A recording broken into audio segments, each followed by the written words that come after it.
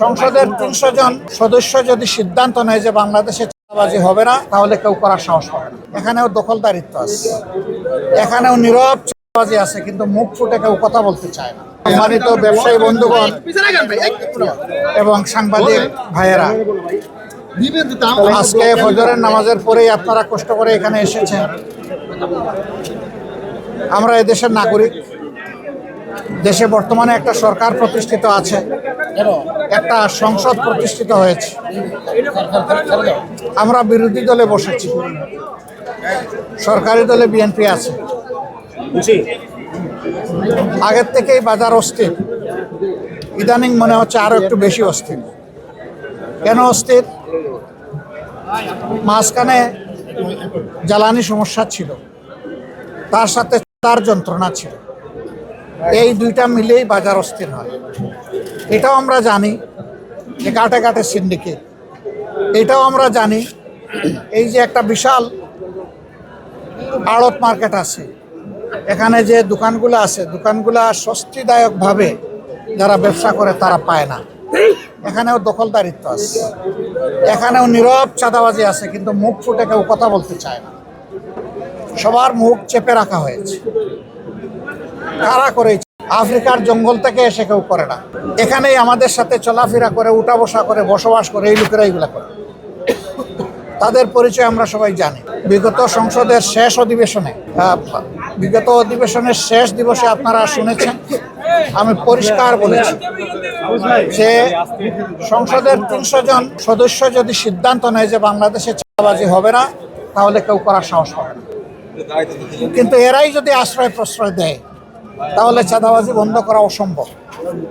আমরা চাই চাঁদাবাজিটা বন্ধ হোক। আপনারা চান কিনা সবাই?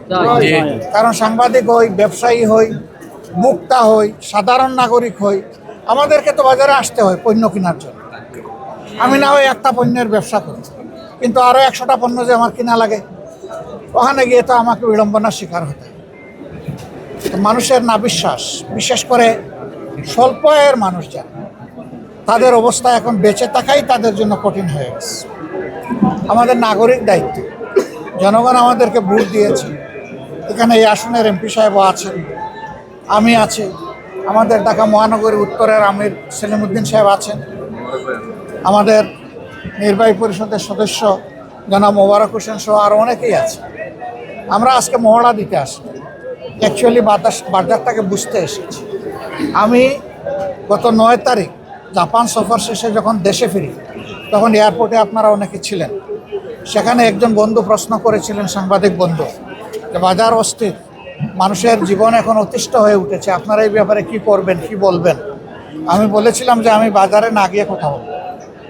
আমি সেই বাজার দেখতে এসেছি, আড়ত বাজারে এসেছি, খুচরা বাজারেও যাব, এবং মুকাম যেখান থেকে উৎস সেখানেও আমরা খবর নেব, যাবো, দরকার নিয়ে আমরা অবশ্যই কথা বলব।